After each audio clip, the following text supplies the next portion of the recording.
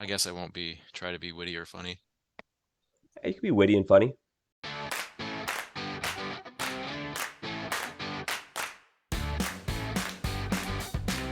Welcome back to the D3 Datacast. Matt, how you doing? Doing well. Fun week of basketball. How was your D3 week this week, Zach? It was pretty good. Pretty good first week. I enjoyed it. You? It kind of feels like a whirlwind to some degree. I can't believe it's only been 1 week. I was able to attend 3 games. I watched a bunch more online. Not full games, usually chunks of games, but already watched a ton of basketball. We had some fun endings, some upsets, um, some teams coming out strong. I think we've had a little bit of everything already in 1 week. Well, if you want to break down kind of day by day a little bit more, Yeah. it was an amazing like opening night. Just take opening Yeah. night and everything that happened on that first night. Okay, so of personal interest to us, of course, Calvin got on the court for the first time in a regular season game. You were at that one. I was watching from home. For me, after that, I was able to tune in to see the end of the Swarthmore-Rowan game. Swarthmore comes out of that with a 1-point win. Uh, on our pick slate last week, we had St. John's against La Crosse. So I was tuning in to about the final 10 minutes of that game out of interest for our picks because we were on the opposite sides of that one, and just because it was one of the better games of the night. Mhm. And then capping off the night, we got the West Coast game with Mary Hardin-Baylor playing at Claremont-Mudd-Scripps. And so that wasn't one of our picks in the slate. But you had put Mary Hardin-Baylor on upset watch right out of the gate, the number 2 team in the country. And opening night, what do you know? They Yeah, get blown they out. they did not look very strong at all against Claremont-Mudd-Scripps. It honestly looked like they traveled halfway across the country and it was their first game. I thought UMHB was pretty sloppy with the ball, and Claremont-Mudd-Scripps took advantage of it, and they were knocking down shots, especially from the outside. Uh, the Crusaders didn't get anything going offensively, at least not in time to make the game. Um, anything that was super competitive for them. And I think you had said something to me during the game, or maybe you tweeted it out. Every time that Mary Hardin-Baylor looked like maybe they could take a run or made a shot, Claremont-Mudd-Scripps right next time down the court would hit a big shot, and it was just boom, right back up to whatever it was, 10, 12, 13-point lead. That was really impressive from the Stags. And I think Mary Hardin-Baylor was off their game, but Claremont-Mudd-Scripps, I think, looked really good, and they are a team that's interesting to me going forward now. They were kind of on somewhat of my watch list, but I think they're going to be in the mix in a couple of weeks, depending on how the results go, of maybe being in that top 25 conversation themselves. Yeah, you watch that game, and it's possible that's the worst game Mary Hardin-Baylor plays all year and the best game that CMS plays all year. But that Mm-hmm. just goes to show, CMS was not ranked coming into the year. Mary Hardin-Baylor number 2, but any given night, Yeah. you never know what can happen. I mean, it's an 11-point final margin, but that was a 20-point game as late as 4 minutes to play. Like you said, throughout that second half, you kind of got a feeling like, yeah, CMS is going to do this, because every time it looked like Mary Hardin-Baylor would go on a run, there was, a couple 3-pointers, and it was back out to a healthy margin in the teens or back out towards 20 points. So very, very impressive debut for Claremont-Mudd-Scripps, a team that looks like they're going to be very deserving of some top 25 consideration going forward. And then credit to Mary Hardin-Baylor. They did settle down the next night later in the week. They beat Redlands by 10, I think. And then the matchup that everyone was more interested in seeing against Pomona-Pitzer, Mary Hardin-Baylor won that game, took care of business. And that was the number 2 versus number 12 matchup. And I think, what did they win, by a dozen or so? Mary Hardin-Baylor did. So I think they looked better as the week went on. I honestly didn't watch as much of that game because I was watching other things than the opening night game against Claremont-Mudd-Scripps. But they maybe found their stride a little bit there. But yeah, we were expecting a little bit more out of the gate from the number 2 team in the country, I think, at least on opening night. Yeah, I think they'll be fine. Way too early to say they're overrated. And in the end, it's the 2-1 trip to California for them, Mm-hmm. which I think most people would not really bat an eye at, although maybe the thinking would be that it was the Pomona Pitzer game. Mm-hmm. that was the one they would drop. But yeah, they did a nice job really just kind of holding Pomona Pitzer at arm's length throughout that second half and put them away. So Mhm. maybe all's well that ends well. And certainly no one's a finished product here and just barely getting into mid-November. But Yeah. uh yeah, it was a big upset just to start off the week and um extra interesting for us since you had put them Yeah. on upset watch. But they're certainly not alone in the top five. Uh we're certainly glad to see that UW-Oshkosh lost as well because it was at the hands of our Calvin Knights. Yeah, that was a really fun game to be at. Kind of a strange game. So Calvin women's volleyball was hosting the NCAA tournament because they had a really good season, and so this originally scheduled men's basketball game got moved to the old gym where Calvin had played, up through about 15 years ago when the new place was built.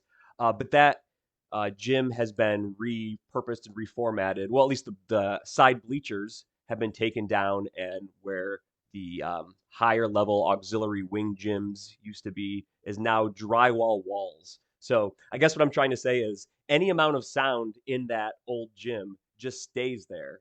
And with about there's 600 or 700 people in that area that now seats only about 800, used to seat about 4,000 or so. It felt as loud as any game I've been to in a long time with only 600 people. There was the Oshkosh bench and their fans were making a bunch of noise. There were some Calvin students that were there that were making some noise. The UW-Oshkosh women's volleyball team was there for a little while because they were about to play Calvin in the NCAA tournament. They were making some noise. So it was a fun atmosphere. It was a game that was really 2 to 3 point lead for either team most of the way. Second half, Calvin was actually the ones that had the 2 or 3 point lead, and it came down to the last couple of possessions. And yeah, really fun to see our young Calvin Knights pull it off.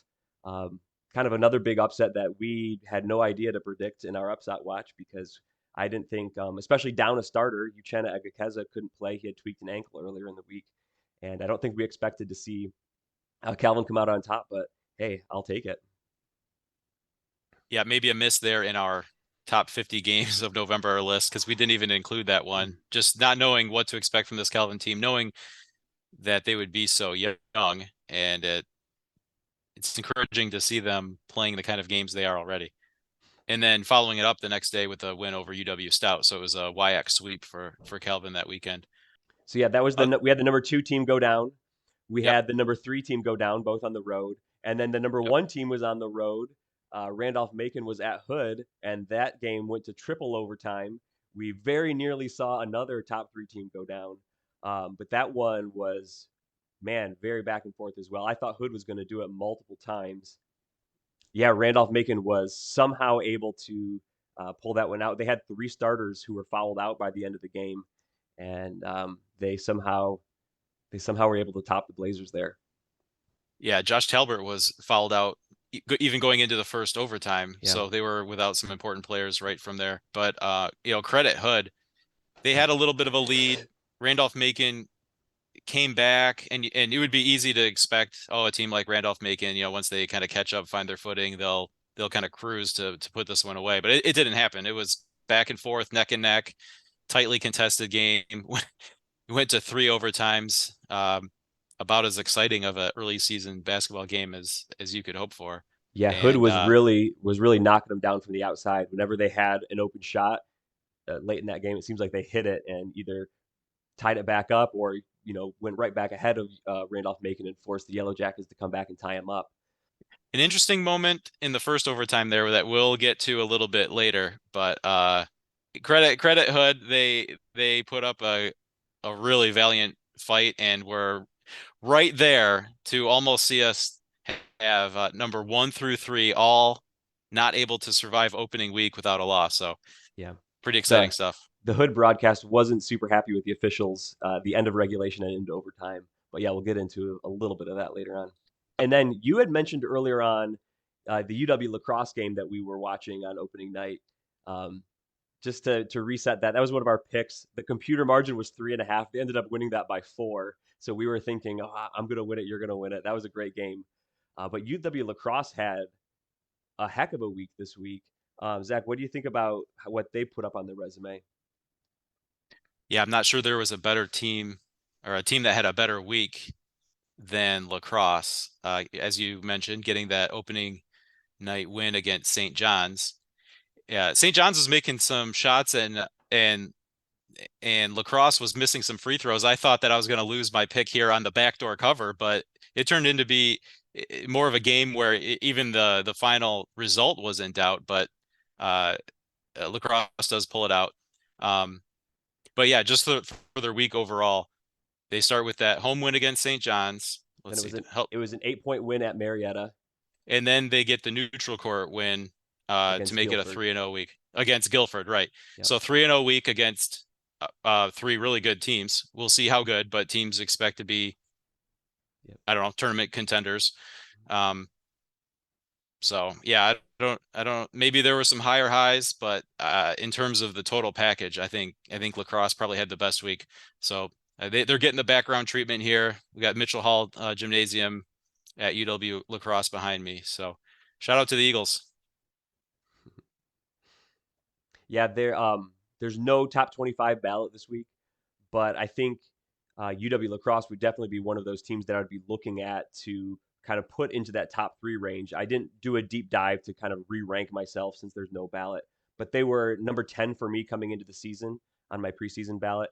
I would be putting them right up there. I think Christopher Newport would also be in that mix. Their biggest game was at Johns Hopkins, and they won that game by double digits. I think about 15 was the margin there. And then Mount Union was another team with a strong first week, and I think I would consider them um, a a top three-ish team right now for me. Let's see, what was their week? They beat Whitworth by 10, and then they beat Maryville by 24, 99-75. So a couple of home games for them in their home tournament, but two strong programs that they beat. So they're another team right there with lacrosse that had a really strong weekend. That's kind of how I see the top shaping up. After those, we just talked about those couple upsets from top three teams, and then Randolph-Macon kind of struggling. So I think we might see a little bit of a changing of the guard here once we get a new ballot in a few weeks, but a lot of basketball till then. So we'll have to see. Yeah, I think with the teams in the top five that have suffered losses, that probably says more about the teams that beat them than those teams that suffered Mm-hmm. loss. I don't think there's really any reason to be worried or suspect that Oshkosh and Mary Hardin-Baylor won't be the Yeah. kind of teams that we think they'll be. Yeah. And in Oshkosh, the very next day after they lost to Calvin, they went to Hope and they took care of business there. I think they won that game by 13. And we think Hope's a good team. So, Oshkosh is probably fine. Calvin's probably better than we thought they might be after losing so many um, seniors and fifth year players last year. But I think there's a lot of balance. I think we've said it in previous weeks. These top teams might not dominate like maybe they have in the past because, first of all, their scheduling. We talked about how many good games there are in November. Good teams are playing other good teams, so you're going to lose. And a team like a Calvin can beat a team like an Oshkosh, and that's not that crazy of a thing in the D3 world. Yep. And it's interesting to remember, we've heard from the committee that those games in November are just as important as those Yeah. games later in the season. So, when you get a win over an Oshkosh, when you get a win over a Mary Hardin-Baylor, these are the kind of wins that if you can get yourself to the table, if you're in the at-large situation, needing an at-large bid, if you can get yourself to the table and you have a win over that kind of program, that can get you in the tournament. Yep. Yeah. And if it ends up that they end up in the top couple of teams in their region, right? They're regionally ranked, and maybe they're regionally ranked number one, two, or three. Those are the kind of results that really, really will help you out and set you up um, to in those cross regional discussions as the last few teams at the table. Those can really help you get into that Pool C bid. Anything else you got on week one, or do we want to jump into the slides? Um, just from games I watched, I think Elmhurst is another team that I wanted to mention. I caught a lot of their game against Transylvania on Thursday, and they're an interesting team just because of the Final Four run they made, but they lose an awful lot of important players. But I was really impressed with what I saw. I think on the broadcast it was mentioned that John Baines has made the comment that he thinks this may be the most athletic team he's ever had, and I think that shows up early going. It was it was it was a sloppy game both ways. I don't think you can really call it anything else, but it was high intensity. It was really interesting to watch, despite it not really being but not being good basketball. But Elmhurst really settled in, took control. and I was really impressed with them. It might be weird to say that they look more dynamic, or they did in that second half against Transylvania. Um, Certainly had exciting players that they lose in like Jake Rody, Domjenko, but somehow this year they have the potential to be maybe even more dynamic. Yeah, the So part I watched, Wesley Hooker and Ocean Johnson were fantastic. So they have, a bunch of returning talent, even though they lost Rhodey and Levon Thomas and Domjenko, like you said. I think they're going to be just fine. And I was a little skeptical on Elmhurst maybe coming into the year, but I was pretty impressed after the end of that game. another team that's going to have a lot of turnover is Yeshiva. Got a chance to see them a couple times this week, and I think there's going to be some growing pains, but there's a lot of new talent that they've been able to assemble, and this may actually work in their favor to be in a conference like the Skyline where they can have a chance to grow, and I think they can compete in the Skyline, especially with a tougher schedule that they're playing this year. So they'll be really, I think, ready once they hit conference season, and we'll see what happens. The legend of Zevi has officially began, so as long as he can keep making the three ball, then they'll have no problems this year. We'll see. Yeah, that would be my one concern about them is they look to be very dependent on the three ball. I think they'll live by it and die by it, and it just kind of will go night by night. One of the interesting things, if you look at the box score between their game against St. Joseph and then Illinois Wesleyan, is uh, Yeshiva finished about 40% on their three pointers. But in both of those games, their opponents did not have a lot of success from behind the arc. So you wonder if maybe that's something that evens out and that kind of hurts Yeshiva down the line. But yeah, overall, I think they're not going to directly replace a Gabe Life or Ryan Terrell, but Mhm. certainly it looks like that's a program on its way to Yeah, establishing itself as a true program as opposed to just the team, a collection of talent that they've had the last couple of years. yeah, they seem to have found that next wave of players that's gonna, keep the program right where they want it to be. Yep, absolutely. All right, let's make a transition over then. Starting with a recap of last week's picks, we had our slate of 5 games. So you can see them on the screen now. So we'll just run through them quickly. First game was St. John's at UW-La Crosse. We already talked about that one. Plus 3.5 to St. John's, but La Crosse covered that at 4. The next game was St. John Fisher Hobart, and Hobart absolutely took care of that one. And Zach and I both missed.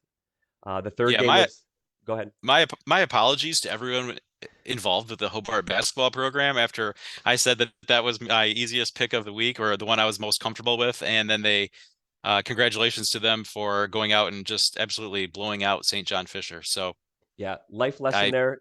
Never say anything with any amount of certainty. Uh, as it turns out, some things said on the internet might not be true. yeah, especially if we say it.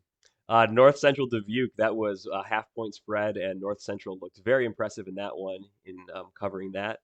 Wesleyan Swarthmore, we both went the side of, hey, that looks like too many points in this matchup, but double-digit win by Swarthmore there, I believe. And our game of the week was Whitworth Mount Union. Zach, you had gone with the Road Pirates. I went with the home Mount Union Raiders, even with the 6-point margin, and they won that game by 10. So overall, you were better than me. Neither of us broke 50%, but you go into week 2 with a little bit of a lead. You were 2-3, and I was 1-4. With that in mind, let's take a look at this week's slate. And our week 2 games, we have Stockton plus 4.5 points, according to the computer projection at DeSales. Marietta at Wabash. Marietta favored by 1 by the computer. St. Joseph, Connecticut at a neutral site, 2.5-point favorites by the computer over Illinois Wesleyan. Babson, 3.5-point underdogs at Tufts. And then the D3 Datacast game of the week, we have Keene State, 4-point favorites by the computer against Maryville, Tennessee. That is at the GLI tournament at Wabash. So, Zach, what do you think here going up to that first game? Yeah, this one I like Stockton as the better team. And so even if we were going to say that they were even teams, I think the 4.5 is a little generous for a home court advantage. So I like Stockton. I'm also going to go with Stockton. I was a little bit hesitant after seeing their close game with Penn State Harrisburg on Sunday. That was, it's not a bad game. That's a road game, and Harrisburg's a good team. But I expected Stockton with their their ranking coming into the season, even on my ballot, which wasn't as high as where they ended up on the top 25, to be a little bit stronger than that. But anyway, I'm gonna stick with Stockton here over DeSales, 4.5 points. I want DeSales to prove it to me. How you feeling about Marietta Wabash? Well, first of all, I love this matchup as two semifinalists from a year ago who didn't get to play each other in the Final Four. They bounce back and meet each other here early in the season, and both have quite a few holes to fill. And so this is going to be one of those really early data points that I think might be telling for how the rest of the season goes. Marietta's already taken the loss to Lacrosse, but that doesn't bother me. I think that's probably expected, just given the turnover. Lacrosse's inexperienced team coming back. Marietta did bounce back to beat La Roche by 10, but Wabash notching an early season victory over Wash U kind of spoke to me. Um, so I'll take the point for the home underdog here. All right, I know you like a home underdog when you can get one. I'm going to go against you on this one. I'm going to take Marietta minus the 1. I know they took the loss. I still think that they're going to be somewhat of a stronger team. Wabash did have an impressive win this week against Washington U, but I'm going to go Pioneers in this one. All right, third game, Zach. What do you think about St. Joseph against Illinois Wesleyan in South Dakota? Yeah, it's probably not real often we get a matchup between teams from so far apart in the country that already have a common opponent, as both have played Yeshiva. St. Joseph beat Yeshiva by 9. Illinois Wesleyan beat Yeshiva by 5. Like I said earlier when I was talking about the 3-point shooting, I think there was some similarities in how these two games played out. The difference was that St. Joseph played a much cleaner game. I think they only had 8 turnovers, and so they had a big turnover advantage over Yeshiva. Whereas when Yeshiva played Illinois Wesleyan, they had the turnover advantage. Um, I still like the potential of the Illinois Wesleyan team. They've obviously got some things to clean up, but now that they have that first weekend under their belt, I'm gonna actually take the 2.5 points with Illinois Wesleyan. All right. I'm going to go with the side of St. Joseph. I'm going to take, I think they're a little bit more of a veteran squad. To me, watching Illinois Wesleyan this weekend, they still have um, they still have some pieces to put together. I think they're not quite where they want to be. They had trouble in both the Yeshiva and the Wisconsin Stevens Point um, of moments in the game where they seemed like they were in control of keeping control and not letting the other team just kind of reel them back. There was a point. Well, what was it today? Sunday they had it was like about a 10-point halftime lead, and then they just allowed Stevens Point to reel them back, reel them back, reel them back. I don't think Stevens Point is very strong. I think Yeshiva is building a good program. I think they'll have a fine season, but I think that if Illinois Wesleyan was the team we thought they were going to be, they should have taken care of business in that game far sooner than they did. So 2.5 for me. I think I will trust in St. Joseph, and that's where I'm going to make my pick. Yeah, I don't disagree with you. I'm maybe placing a little bit too much early faith in kind of figuring some things out. Maybe it takes longer than this, but I'll take it. Babson Tufts. Yeah, I kind of struggled with this one. Um, in the end, I mean, I'll just go with Tufts. I look at the 3.5 and I feel like, maybe it's a little bit more than I would be comfortable with, but that strategy didn't work out well for me last week. So, hey, I'll just roll with the home team, 3.5. Let's go. Sounds good to me. I'm going to kind of agree with you, and for similar reasons. These are two teams I feel like I don't really have a great handle on at this point. They've had some good early season result, but I'm not really sure exactly what to make of their opponents. But I think 3.5 Tufts. The computer to me likes. I guess I don't know what I'm saying. I'll I'm just gonna roll with the jumbos. Okay, game of the week: Keene State, Maryville. Yeah, I'm gonna go with Maryville.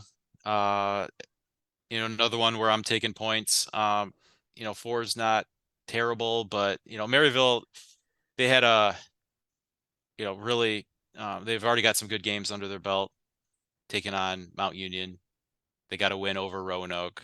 It just feels like this is a little bit of a season that they've built towards. They've taken the scheduling step, and I think that they're probably approaching that with a attitude that they need to prove themselves.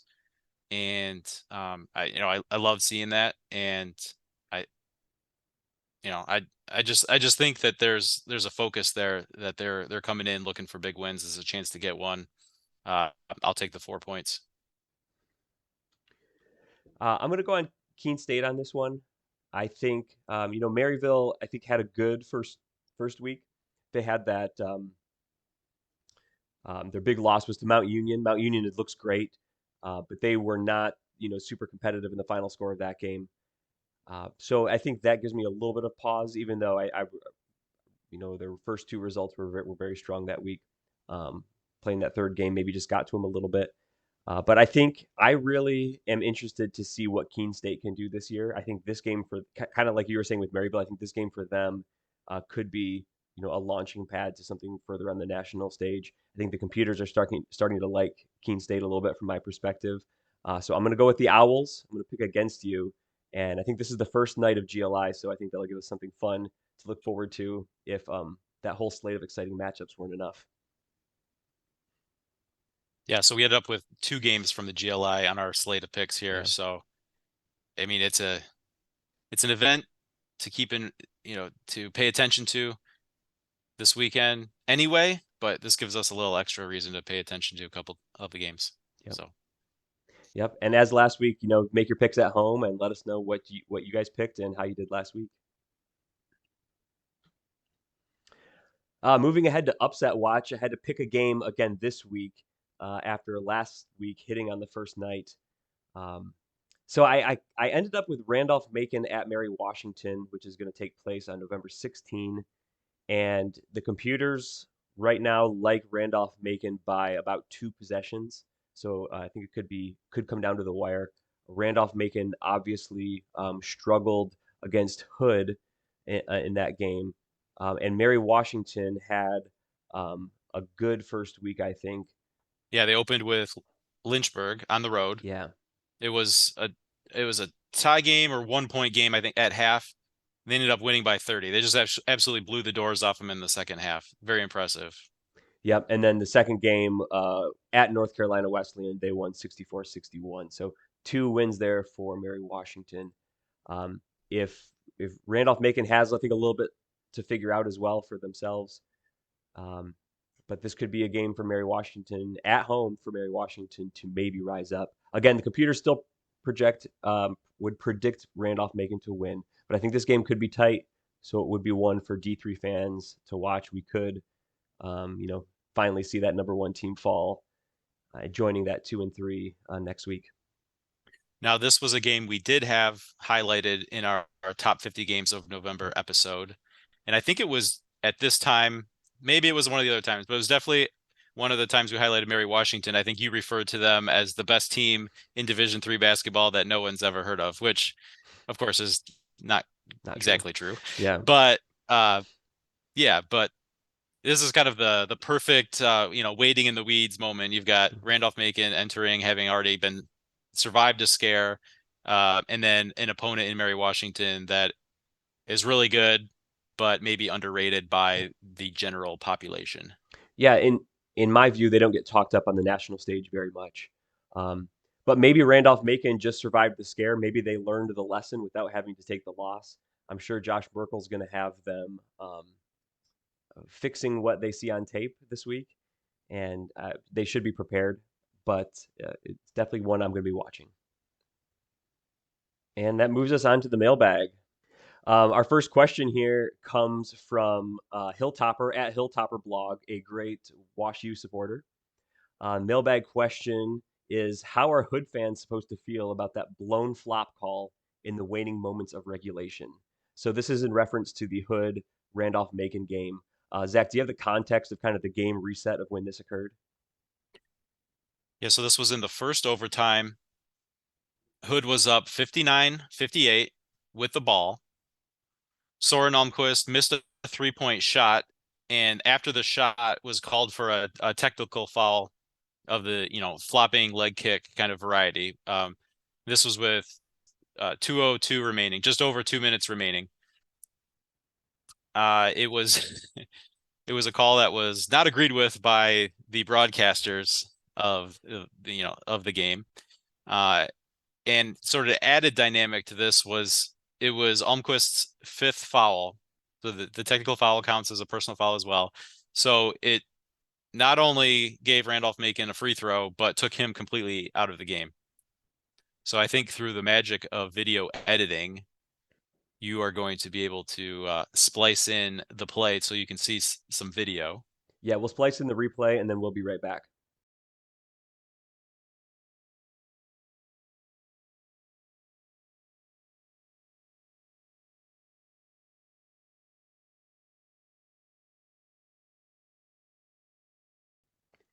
Okay, so everyone's watched the replay now. So Zach, what's your reaction to that? So I'll be honest, it took me a few times through that play to even kind of figure out what happened or what maybe happened. So, because it's a really awkward looking play. Like at first I thought, well, did he slip? I'm looking at like what happened at the bottom, kind of the bottom half, and it just didn't really make sense to me. I didn't even really know what to think about it because it just kind of looked like a really weird play. Um, so anyway, after watching it several times, I started watching kind of above the waist. And so I put together some screenshots here because I wanted to give a little bit of context here. So you can see kind of the setup for the shot. You can see where the defender's coming from as the defender's closing out. You can see kind of how the shooter and defender are in relation to each other as the ball is in the air, and then kind of what happens afterwards. So initially, since I was focusing, I was concerned about like a leg kick or if it was, maybe, landing on a foot. I just because it was just weird how he went down. But what I come down to that's a little bit problematic for me is the defender's right arm. You see, he's got the right arm up, for the closeout. But as he's closing out, somehow he ends up the other way. The right arm is up, and then you see the right arm is down. Now, I don't know. You can't tell from the video, I don't think definitively, whether it was really a takedown or a push. But what doesn't sit well with me is that you can see in the photos there's an official that's kind of watching from the side behind the shooter, and he is the official that made the call. So I'm not sure. So maybe he thought it was a flop because he can't really, he's shielded from what's going on, with the defender's arm. I don't know. To me, I think this is an easy no call, especially in the situation that late in a game. I Now I don't let's be clear. I don't think that this call either way decided the game. Both teams had additional opportunities. Both teams had free throw attempts, missed free throws, made shots, missed shots. I don't think it determined the game. It's a curious call given the magnitude of the swing with a player fouling out. It puts Randolph-Macon at the line. They make the free throw, and suddenly, without really needing to do anything, the game's tied. So there's a little bit of change in situation. It's kind of a strange call to see made anytime, let alone at that time of the game in that situation. So I don't love it. I think it should be a no call. I don't really understand how the call gets made. But Matt, I know you dug a little bit more into some of the the officiating technicalities and legalese, and you kind of come away with maybe a little bit of a different conclusion than me. Yeah, for me, this was 100% a flop. I didn't happen to see this play live. I had tuned back into the game after switching some tabs, I think, when this player was following out. So I think I just missed it by a few seconds. But when I went back and watched it on video, I think this is exactly what a flop is. And I found this from the NCAA news release from when they instituted the new automatic technical foul rule for this year instead of giving the flop warning. So when evaluating potential flopping situations, officials will be asked to judge whether the player's physical reaction to the contact is consistent with what would have been expected given the force of contact. When the reaction is not consistent, the player is most likely exaggerating in an attempt to gain an advantage, and a flop has occurred. And I think that's exactly what happened. I see the defender, he's coming out to close out. He's kind of twisting out of the way to avoid contact. You can say that maybe there was some minimal or incidental contact there. I think these screenshots make it look like there was way more contact than there was from the replay, in my opinion. But then I think you see the reaction from the shooter, and it looks like there's a bump and then there's a like fall, and the fall to me occurs with much more speed and velocity than any sort of contact would have happened. And I definitely understand why the referee thought he was trying to milk it, trying to get a call and trying to sell it. And I watched it twice and I said, that's a flop. Yep. So maybe Yeah, we but don't quite. part of I could see a no call. I mean, I kind of agree with you there. If they didn't call anything, I wouldn't have been offended. But since they did call a flop, I'm like, yeah, that's kind of what the rule book says. So yeah, yeah, and I also like a no call because the flop doesn't, if you want to call it a flop, it doesn't impact the play, right? It's not clogging up where people are rebounding. It's not creating any impediment to Randolph-Macon trying to get back down the floor. It's not creating a safety issue for anyone. It just seems like in that situation, it's something that easily could have been ignored. Maybe it was a flop. Maybe there was some contact. Just ignore the whole thing. yeah. Let's But play. but I think the reason they're doing that is because the shooters so often are trying to bait officials into a call, and they just want that to end. I mean, we saw that there was a player for trying the last few years that, especially late in a game, anytime there was a 3-point shot, he would go on the ground and he would get the call a lot, but every now and then he would get, the flop motion shown. And I think that's just what the officials want to end. Like every time there's a shot and a player is within breathing distance of you, you don't need to fall on the ground in a heap, and that's why they're calling technicals right away. I mean, I get it in a late and close situation, you'd like to see them not call it, but I would also just like to see the defender stay on his feet, or not the defender, the shooter stay on his feet. Fair enough. Yep. Good So thanks, question. Hilltop. Yes, thanks, Hilltopper, for the question and for being a great follower of ours on Twitter. Yep. And a great follow of mine. I follow Hilltopper blog. The next mailbag question comes from Drew Latrenta. How many career points for Overway? Need bold predictions. So the context here will be Calvin freshman center Jalen Overway has had a great start to his career, particularly in that UW-Oshkosh game where he had, what did he have, 34? 34. 34 against the number 3 team in the country. He's certainly hit the college game in stride. Calvin Twitter and D3 Hoops Twitter a little bit was blowing up on Friday night with some Jalen Overway love. So bold predictions. I ran some numbers. Do you want me to just go through the numbers? We love numbers. Let's Okay, do the so numbers. you could use a calculator. I used my favorite computer program to do this math. So here we go. Here comes the math. 27 points per game times 25 games times 4 years, 2,700 career points. That is easy math. That's all you need. That would be the leading scorer in Calvin history. Well, obviously this is tongue in cheek, but just to put that in a little bit of context. So the 2,700 points would best the career scoring mark at Calvin by not just a little bit, but 9%.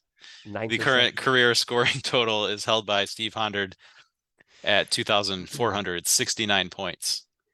The So the other interesting thing of this question, current Calvin coach Bill Saul is third on Calvin's all-time scoring list with 2,063 points. Calvin assistant coach Derek DeVries is eighth all-time on Calvin career points with 1,585.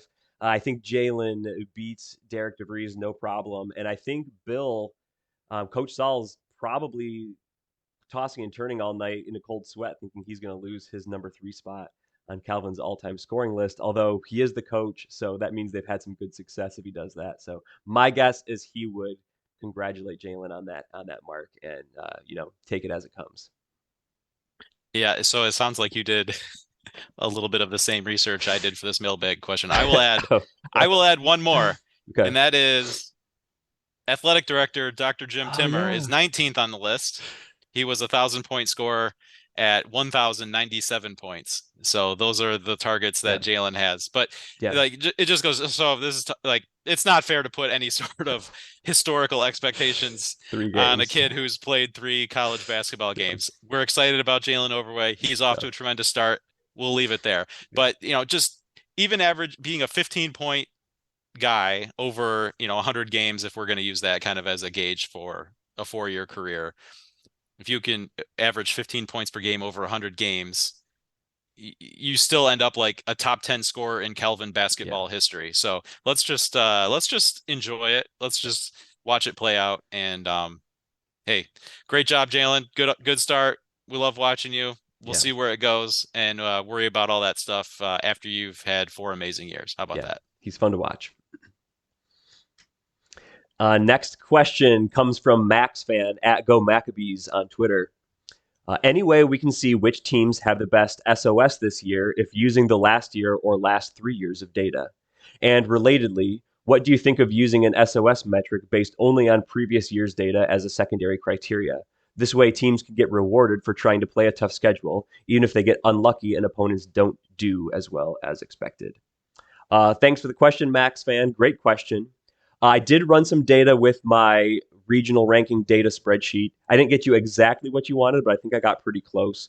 What I did is I took this year's preseason efficiency ratings and I was able to kind of essentially put that in for each team's scheduled game to come up with kind of an expected win-loss percentage and then come up with what that would equate to strength of schedule if they got those wins or losses. It's not perfect, but it's kind of a little bit of a glimpse of maybe what it'll see. You might have seen this if anyone checks out my regional ranking data page and scrolls all the way to the bottom. There's kind of that projected data tab, not tab, but section.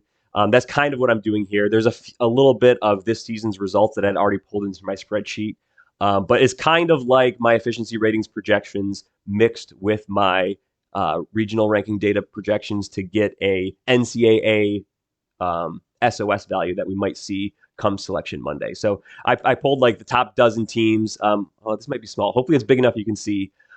Anyway, a bunch of the names you might kind of see as UAA and WIAC type schools. It's Brandeis, it's Rochester, it's UW-Oshkosh, Emory, Wesleyan, UW-La Crosse, Carnegie Mellon, Mary Washington, UW-Stevens Point, Christopher Newport, Chicago, and Wash U. And they're kind of in the 560 to 580 range. So usually we see teams with an SOS up into 600s. I think anytime you're using like a projection value, it kind of squishes things towards the middle a little bit. But I think what I saw here is the teams that have the highest SOS are teams that are in good conferences and schedule well outside of conference. So obviously, teams that don't have strong conferences have to go out and schedule strong in order to just even be in a competitive nature. But if you're a team like UW-Oshkosh, you have that strong WIAC strength of schedule.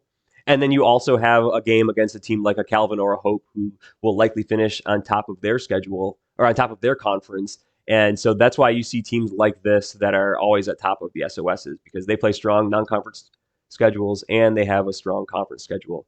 A team like Yeshiva, for instance, was a 5.28 in my spreadsheet. Calvin actually checked in at a 5.18.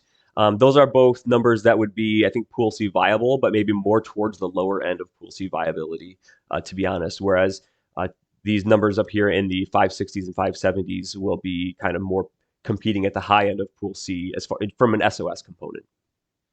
And as far as the second part of the question, what would we think about an SOS metric that was a secondary criteria based on kind of what you tried to schedule?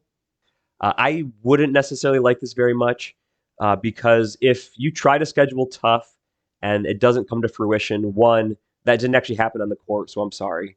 But two, you also should see the benefit in your winning percentage. So hopefully you're winning a higher percentage of your games than you would have if it was actually a tough schedule.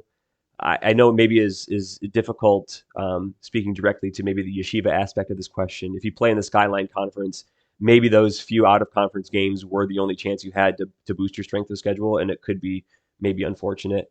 But I personally really like to see the data measure things that happened this year on the floor and not get too much into the what would have, could have, should have based on previous results.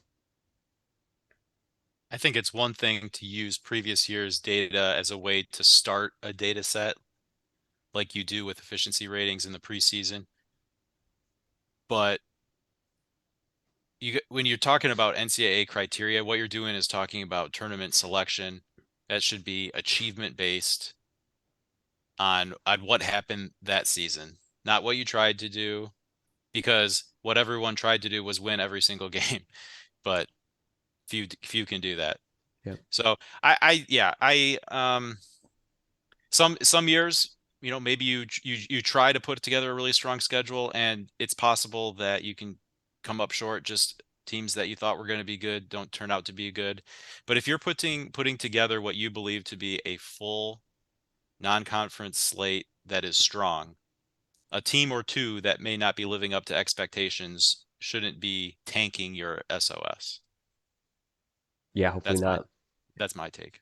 Yeah, and also, I mean, I tend to focus a lot on the Pool C bid aspect of this. There are regional ranking and hosting implications as well. When it comes down to it, everyone's got an opportunity to win their Pool A. So even if your schedule doesn't come out the way you wanted it to be, go into your conference tournament, win your conference tournament, win that Pool A. That's really the only way any of us can feel safe about that tournament selection anyway. So I know those Pool Cs are nice, the at-large is nice, the regional rankings are nice, but take care of your business in your conference, and then at the end of the day, you'll be okay. I'd like to see teams like Yeshiva going out and scheduling strong this year.